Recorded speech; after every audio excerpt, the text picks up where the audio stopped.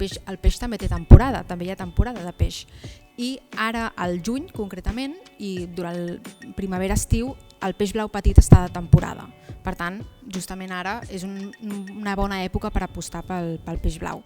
La grasa responde muy bien a esto que les comentaba al principio de la importancia de mirar el alimento en su totalidad, ¿sí? Y no quedarnos solo con, tiene grasa. Però ara a l'estiu, aprofitant que ens ve de gust amanides fredes, doncs que sapigueu que és una bona estratègia poder-la incorporar d'aquesta manera.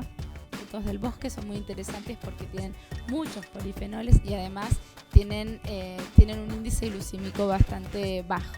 El que hem fet fins ara era organitzar una mica el que era el dinar i el sopar.